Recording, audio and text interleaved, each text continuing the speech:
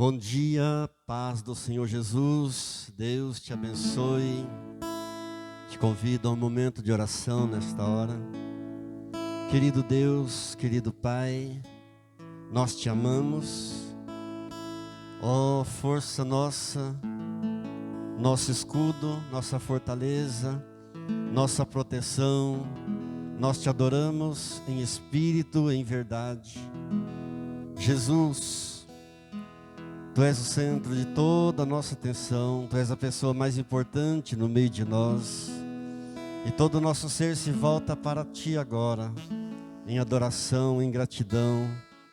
Tu és o nosso rochedo, Tu és aquele em quem nós nos refugiamos e nos sentimos seguros, protegidos.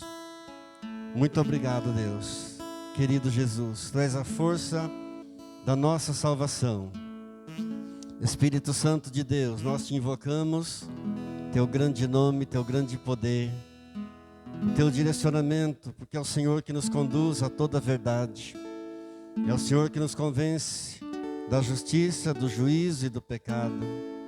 A Ti, Santo Espírito, todo louvor, toda a nossa gratidão, toda a nossa adoração, porque laços de morte nos cercaram, torrentes de impiedade foram impostas contra nós, mas o Senhor foi bondoso.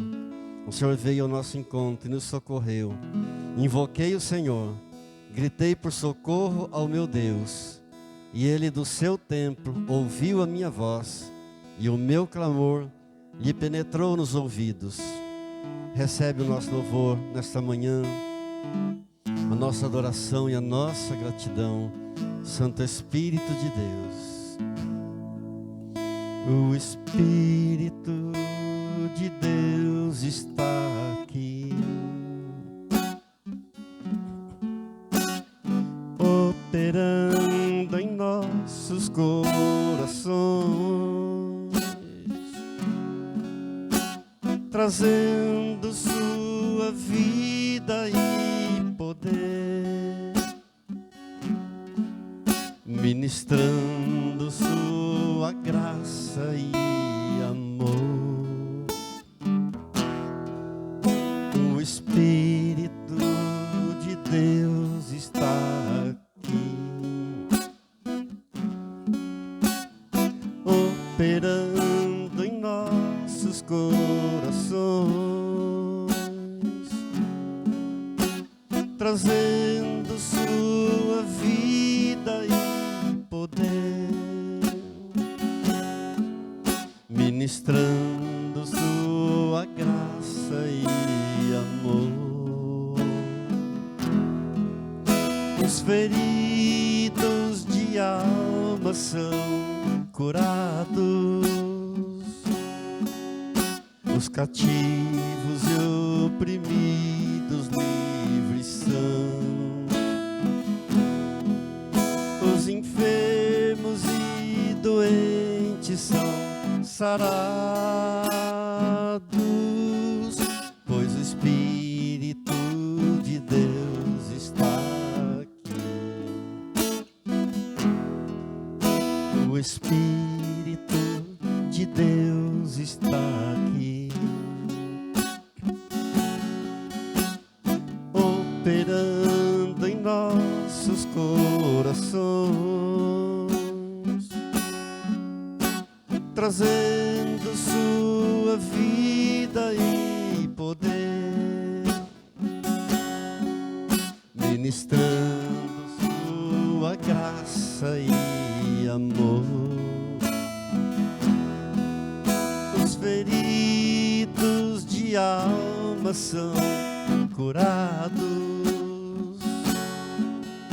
os cativos e oprimidos livres são, os enfermos e doentes são sarados, pois o Espírito de Deus está aqui. Os feridos de alma são curados, cativos e oprimidos livres são, os enfermos e doentes são sarados, pois o Espírito de Deus está aqui, pois o Espírito de Deus está aqui, pois o Espírito de Deus está aqui. Amém, glória a Deus, amém. Te convido a tomar a sua Bíblia na primeira carta de Paulo aos Coríntios, no capítulo 13, por favor. Essa será nossa primeira leitura da reflexão desta manhã. Primeira aos Coríntios, capítulo 13, diz assim a palavra de Deus: ainda que eu fale as línguas dos homens e dos anjos, se não tiver amor, serei como bronze que soa, ou como o símbolo que retine. Ainda que eu tenha o dom de profetizar e conheça todos os mistérios e toda a ciência, ainda que eu tenha tamanha fé a ponto de transportar montes, se não tiver amor, nada serei.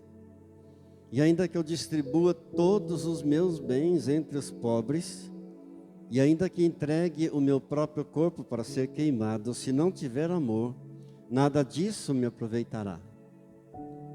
O amor é paciente, é benigno, o amor não arde em ciúmes, não se ufana, não se ensoberbece, não se conduz inconvenientemente, não procura os seus interesses, não se exaspera, não se ressente do mal, não se alegra com a injustiça, mas regozija-se com a verdade.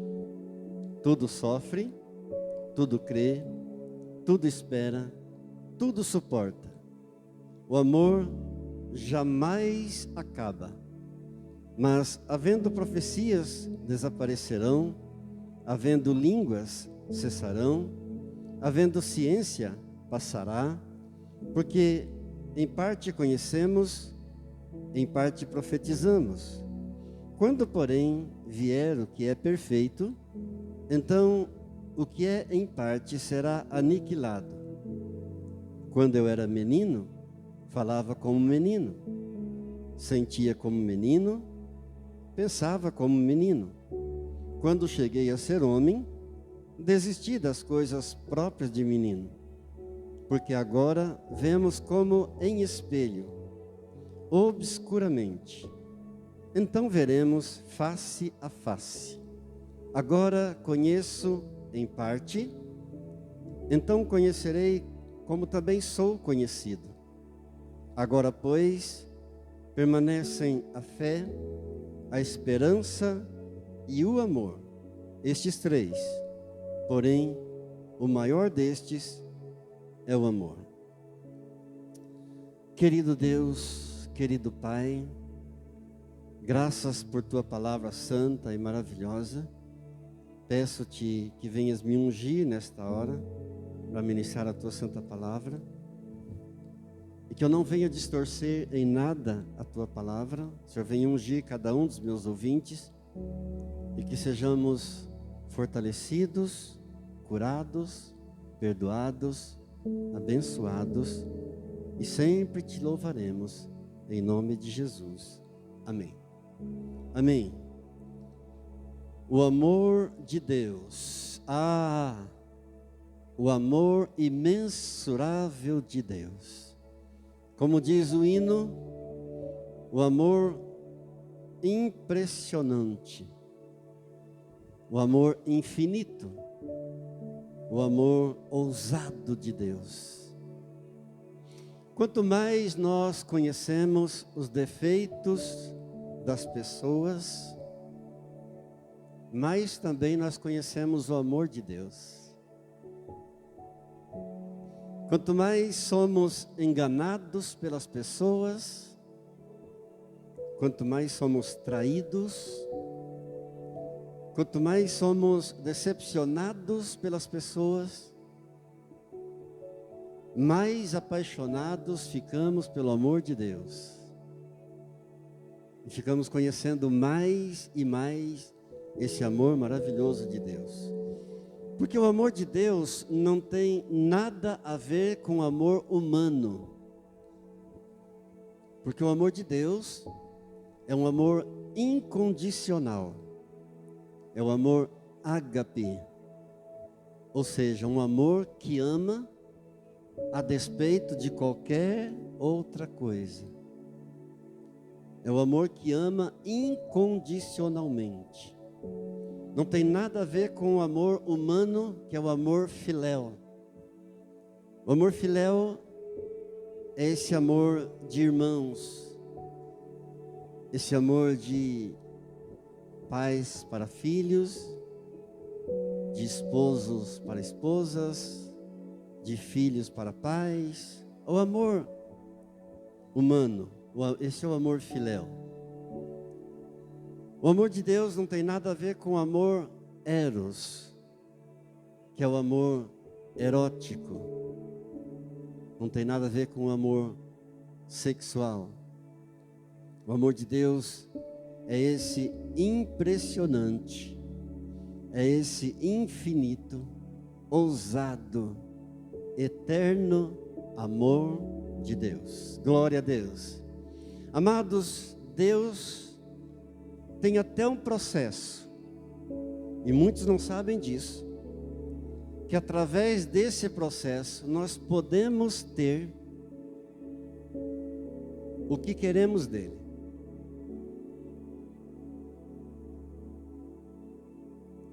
Nós definimos quanto nós queremos de Deus para nós. Quanto você quer de Deus para a tua vida? É você quem define. Pastor, e qual é esse processo através do qual nós podemos ter o quanto queremos de Deus? Esse processo é o nosso tempo de oração. É o seu tempo de oração, de comunhão, de intimidade com Deus. E muitos têm negligenciado isso. Esse tempo de oração que é tão precioso, tão necessário, tão fundamental para cada filho de Deus. Esse tempo a sós com Deus, um tempo de intimidade, de comunhão na presença dele. Muitos têm negligenciado também a oração em línguas. A oração em línguas é quando eu já orei todas as palavras em português. É quando já não há mais o que falar em português. Então eu começo a balbuciar para Deus. Como um bebê, eu começo a sussurrar na presença de Deus. E quando eu oro em línguas, eu estou orando ao meu futuro. E a Bíblia nos diz em Romanos 8:26 que o Espírito Santo intercede por nós com gemidos inexprimíveis, com um balbuciar, com um sussurrar. E Deus vai removendo as barreiras. E Deus vai trabalhando em nós. E Deus vai curando. E Deus vai libertando. E Deus vai dando crescimento espiritual. E Deus vai dando forças na caminhada. Louvado seja Deus. Há um versículo maravilhoso no capítulo anterior a esse que nós lemos. Nós lemos 1 Coríntios 13, mas no capítulo 12, no verso 31, último versículo do capítulo 12, diz assim: procurai com zelo os melhores dons. Isso na parte A do versículo, na primeira parte do versículo. Essa palavra é uma ordem para nós, não é um pedido de Deus, é uma ordem de Deus para nós. Procurai com zelo os melhores dons. Muitos de nós gostamos de determinados dons. Por exemplo, o dom de profecias. Hoje já nem tanto, mas houve um tempo em que muitos cristãos viviam correndo atrás de profecias. Gostamos muito dos dons de milagres, e não há nada errado nisso. Mas o versículo diz: procurai com zelo os melhores dons, ou seja, desejai muito os melhores dons. Procurai com toda ênfase do teu coração, com toda primazia da tua vida, os melhores dons. E ele conclui o versículo fazendo uma promessa maravilhosa, dizendo assim: e eu então lhe mostrarei um caminho mais excelente. Glória a Deus. Deus tem um caminho melhor. Deus tem um caminho mais excelente. E a promessa é essa. Primeiro ele dá uma ordem, como sempre Deus faz em sua palavra. Sempre que ele dá uma ordem, em seguida ele traz uma promessa. Então ele nos ordena primeiramente: buscai com zelo os melhores dons. E em seguida ele traz a promessa: e eu lhe mostrarei um caminho que é mais excelente. Diga: Deus tem o melhor para mim. Aleluia. No início desse capítulo 12, ele diz assim, nos primeiros 3 versículos: a respeito dos dons espirituais, não quero, irmãos, que sejais ignorantes. Sabeis que outrora, quando eres gentios, deixáveis conduzir-vos aos ídolos mudos, segundo eres guiados. Por isso vos faço compreender que ninguém que fala pelo Espírito de Deus afirma anátema Jesus. Anátema quer dizer excomungado. Ninguém que fala pelo Espírito Santo é capaz de dizer anátema Jesus. Por outro lado, ele continua dizendo: ninguém pode dizer Senhor Jesus se não for pelo Espírito Santo. Glória a Deus. Diga: Jesus é o Senhor. Você falou pelo Espírito Santo. Graças a Deus. Ninguém pode dizer Jesus é o Senhor se não for pelo Espírito Santo de Deus. Graças a Deus. Como o apóstolo Paulo levava a sério essa questão. Como ele levava a sério a questão do amor. E o Senhor Jesus confirma isso de uma forma maravilhosa em Lucas, capítulo 6, no verso 38, quando ele nos diz assim: dai e dar-se-vos-á, boa medida, recalcada, sacudida, transbordante, generosamente vos darão, porque com a medida com que tiverdes medido, vos medirão também. Nós usamos muito esse versículo na hora de falarmos dos dízimos e das ofertas. E não há nada errado nisso, mas o Senhor Jesus não está falando apenas de ofertas. Dai e dar-se-vos-á, boa medida, recalcada, sacudida, transbordante, generosamente vos darão, porque com a medida com que tiverdes medido, vos medirão também. Glória a Deus. Esse versículo faz parte de todo o ensino do Senhor Jesus aos seus discípulos. Que eles seriam homens que constroem a sua casa na rocha. Ou seja, faz parte de todo um ensinamento para todo servo de Cristo, para todo cristão, que se começar a obedecer em tudo ao Senhor, a cumprir em tudo a sua palavra, esse cristão vai ser como um homem que constrói a sua casa sobre uma rocha. Fala de firmeza, aleluia. Então ele começa no verso 27 e conclui no 37, dizendo: não julgue, e não haverá nada em você pelo que você seja julgado também. Não condene, e o diabo não poderá condenar você. Perdoe, e nada poderá te destruir. E no final de tudo isso, então, ele conclui no 38, dizendo: dai e dar-se-vos-á, boa medida, recalcada, sacudida, transbordante, generosamente vos darão, porque com a medida com que tiverdes medido, vos medirão também. Ou seja, se eu me firmar no sangue do Senhor Jesus,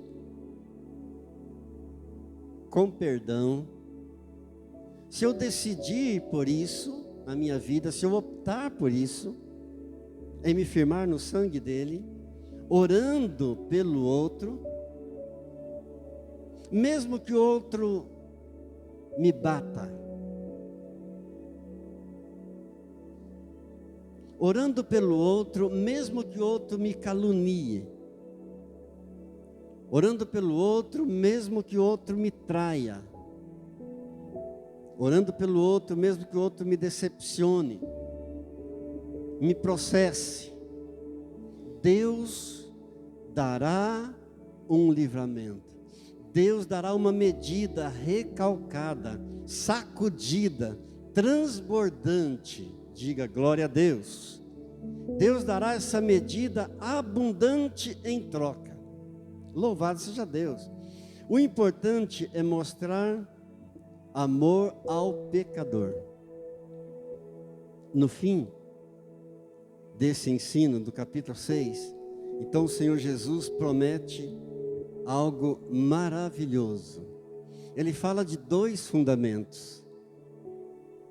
E no final ele promete uma coisa maravilhosa, que se construirmos a nossa casa sobre a rocha, e a nossa casa é uma apologia que ele está fazendo à nossa vida, à nossa família, ao nosso ministério.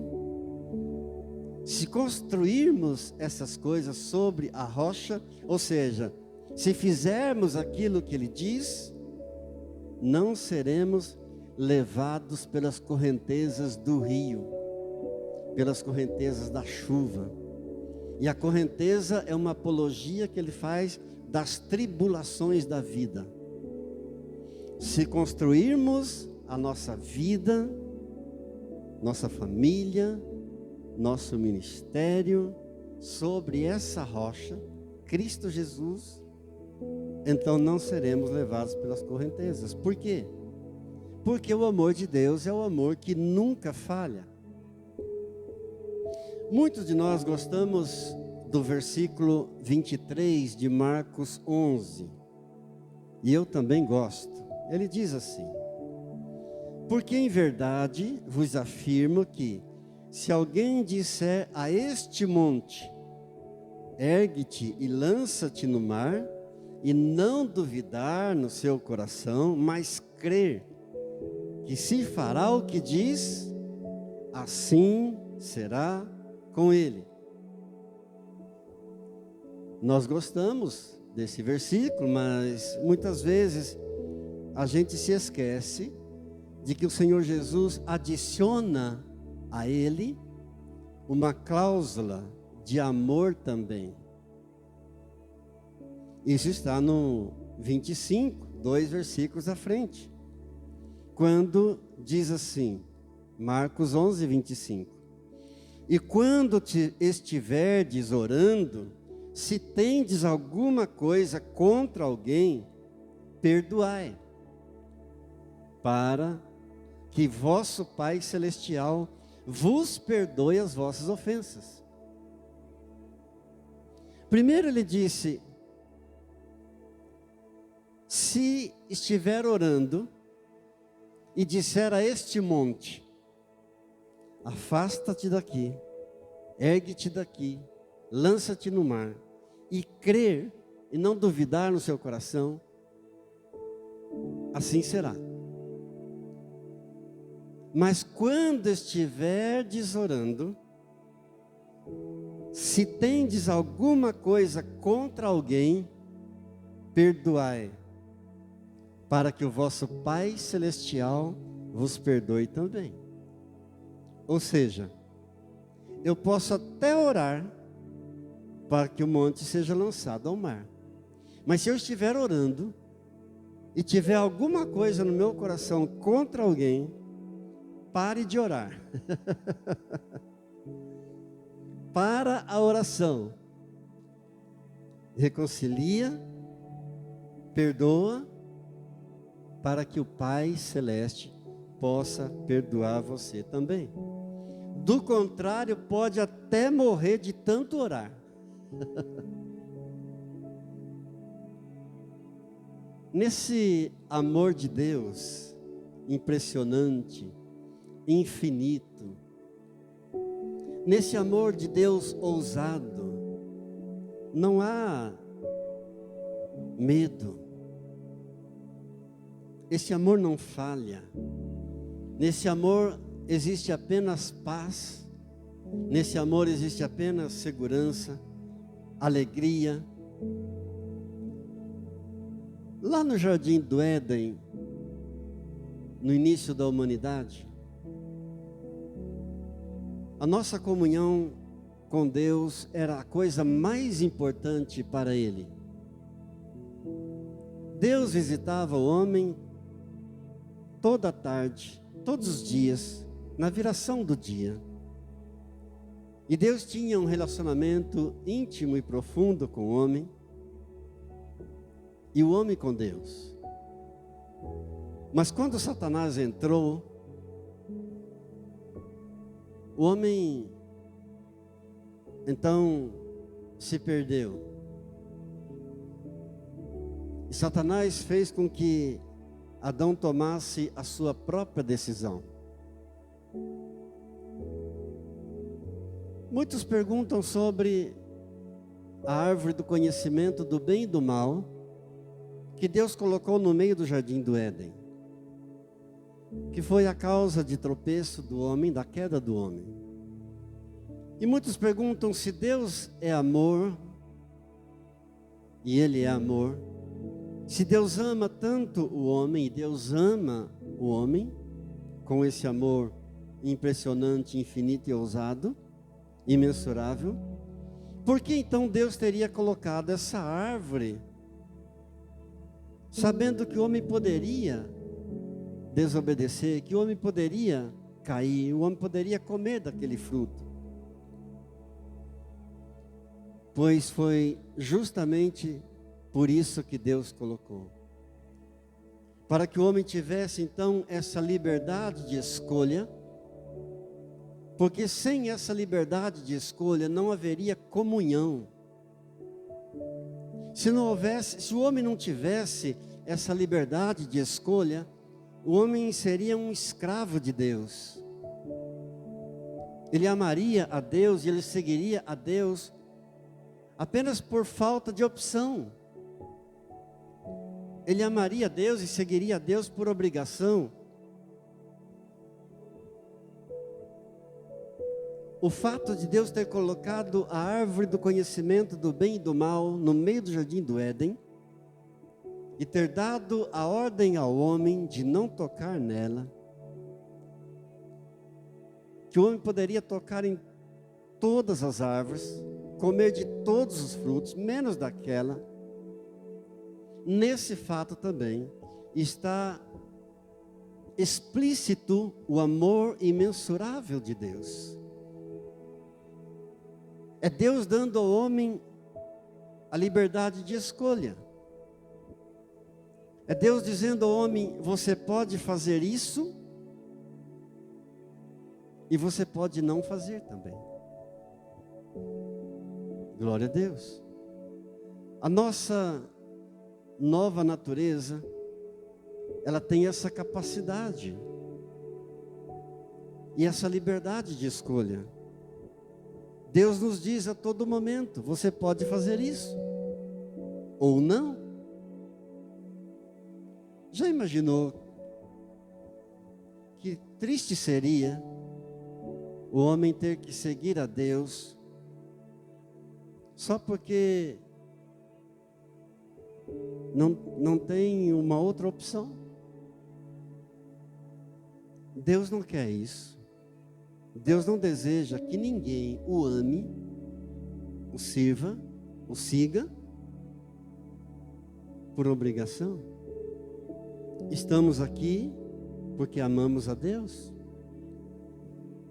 Viemos até aqui, saímos de nossa casa, vamos ao templo, nos reunimos com os irmãos, nos colocamos em casa em oração, tiramos um tempo para Deus, não porque somos obrigados, mas porque temos uma aliança com o Deus de Israel. Amém. Glória a Deus.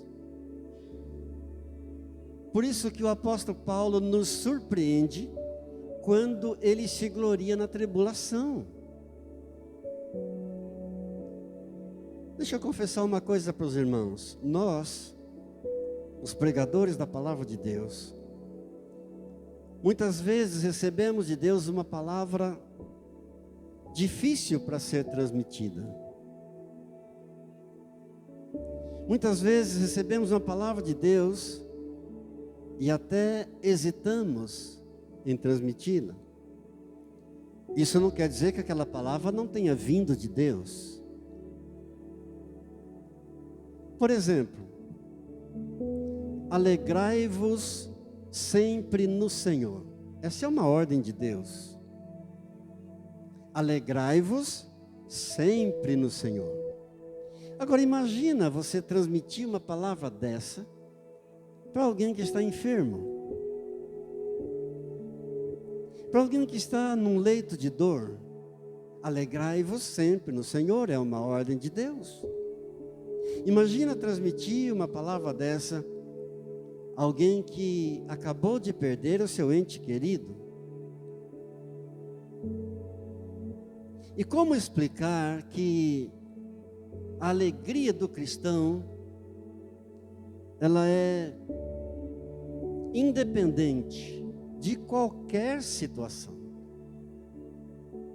A alegria do cristão não depende das circunstâncias. A alegria do cristão é mais do que um sorriso nos lábios. A alegria do cristão é um contentamento, é uma satisfação interior com Deus, com a vida, com aquilo que Deus tem dado. Louvado seja Deus. Então Paulo surpreende quando ele se alegra na tribulação. Ele se gloria na tribulação. Ele considera uma honra, ele considera um privilégio sofrer pela causa do Evangelho. Sofrer por Jesus Cristo. E ele diz que a tribulação produz perseverança. Quem sabe nós não estamos hoje seguindo a Jesus por causa de alguma tribulação?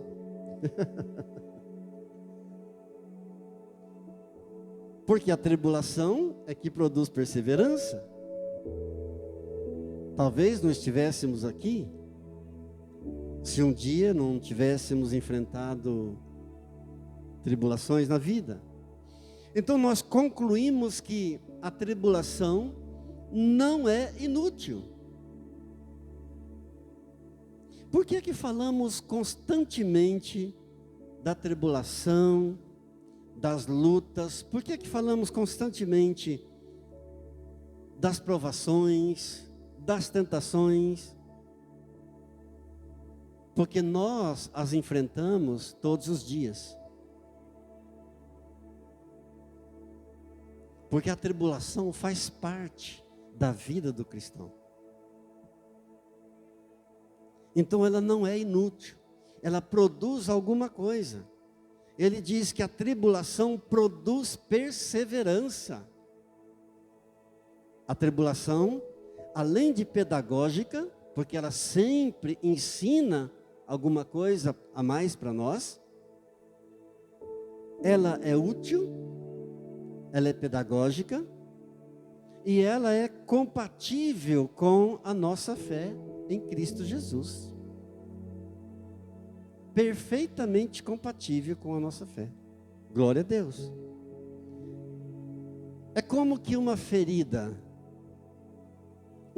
no corpo, quando está aberta, ela sangra, ela dói, mas com o tratamento, ela fecha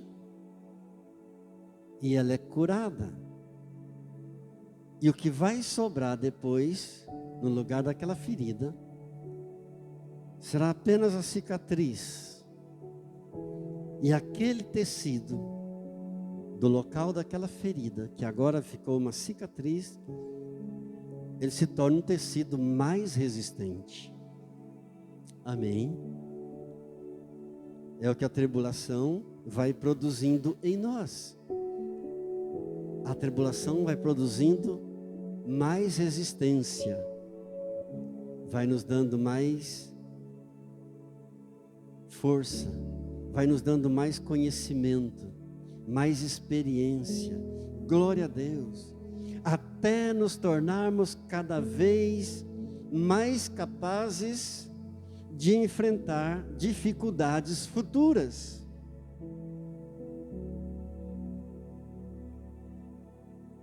Que certamente virão.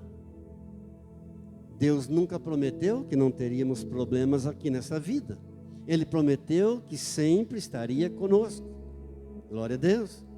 E Paulo se gloria então nas fraquezas, mas gloriar-se nas fraquezas não significa gloriar-se no pecado, não é isso. Gloriar-se nas fraquezas significa gloriar-se nas limitações humanas. Gloriar-se nas fraquezas significa gloriar-se na incapacidade do ser humano, numa dependência total de Deus. E qual é o valor das fraquezas? Será que as fraquezas têm algum valor? Tem muito valor, porque é por causa delas que nós recebemos as manifestações do amor de Deus e do poder de Deus. Como é que nós perceberíamos esse amor de Deus se não passássemos por lutas, por dificuldades, se não houvesse fraquezas em nós?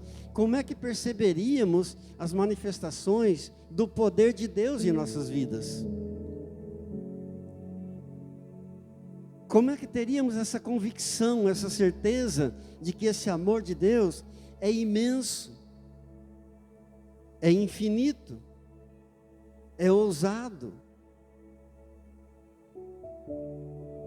Louvado seja Deus, Deus santo, maravilhoso.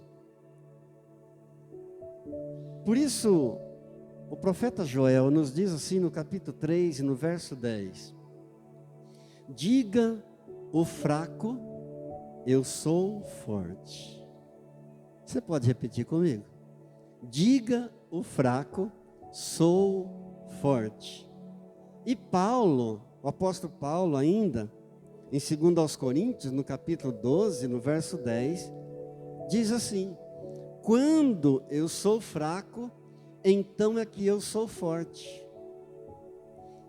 Essa é a palavra do homem que foi arrebatado até o terceiro céu. Quando sou fraco, então é que sou forte, é que eu sou forte. Por quê? Porque quando sou fraco é que eu experimento o amor de Deus. E aí eu sou forte no amor de Deus e no poder de Deus e na graça de Deus. Amém. Glória a Deus. Ele é maravilhoso. Ele não nos abandona, Ele não te abandona. Você não está sozinho no barco. Ele disse: eis que eu estou convosco todos os dias, até a consumação dos séculos. Ele disse: no mundo passais por aflições, mas tenham bom ânimo, porque eu venci o mundo. Ou seja, se Ele venceu o mundo, nós também venceremos. Aliás, com Ele, somos mais que vencedores. As lutas vêm, as tribulações vêm, as afrontas vêm, as tentações vêm, as fraquezas vêm, mas do mesmo jeito que elas vêm, elas vão em nome de Jesus. Não permanecerão. Glória a Deus.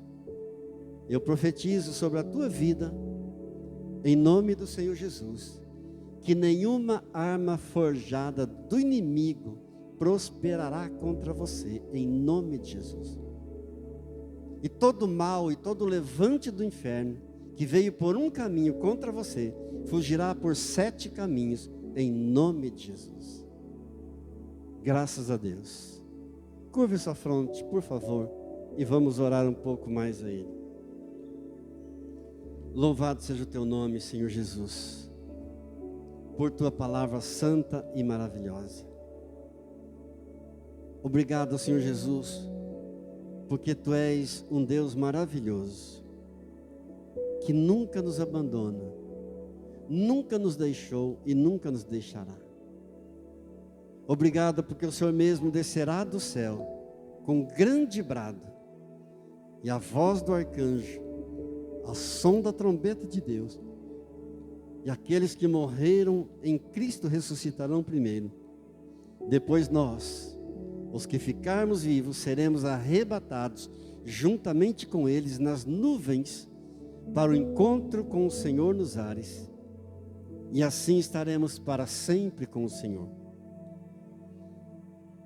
onde não haverá mais luta, nem morte, nem pranto, nem choro, nem tristeza, nem mágoas, nem ressentimentos, nem provações, nem tentações, nem fraquezas, porque o Senhor mesmo será a nossa força para toda a eternidade. Jesus, tu és bendito e maravilhoso, tu és o Cordeiro Santo, tu és aquele que veio em carne, a quem nós tributamos toda a honra, toda a glória e todo louvor, em nome de Jesus. Amém. Glória a Deus. Diga graças a Deus. Nós que estamos aqui no templo e vamos fazer a nossa entrega da nossa oferta, do nosso dízimo, e você que está em casa, não deixe de fazer na conta da igreja, na conta bancária da igreja, porque a igreja tem as despesas fixas mensal e nós precisamos cumprir com todas elas. E Deus vai te abençoar grandemente, porque Ele vê o teu coração. Senhor, eu quero orar nesta hora, agradecer por cada vida, por cada membro, Senhor, desta igreja, deste ministério, abençoar cada dízimo, cada oferta. Meu Deus, pedir que o Senhor venha suprir abundantemente. Muito obrigado, porque antes da oferta das nossas mãos, o Senhor vê a oferta do nosso coração. Muito obrigado, Pai querido. Recebe, ó Deus, a nossa oferta com alegria que nós fazemos, é com gratidão que nós fazemos, de forma voluntária, sem constrangimento. porque de outra forma não seria uma oferta agradável ao Senhor. Recebe, ó Deus, e abençoa com a tua paz, em nome de Jesus. Profetizo sobre a tua vida uma semana de bênção, de vitória, de alegria, de paz, de profunda comunhão e intimidade com o Senhor, em nome de Jesus. Deus te abençoe, em nome de Jesus. Amém.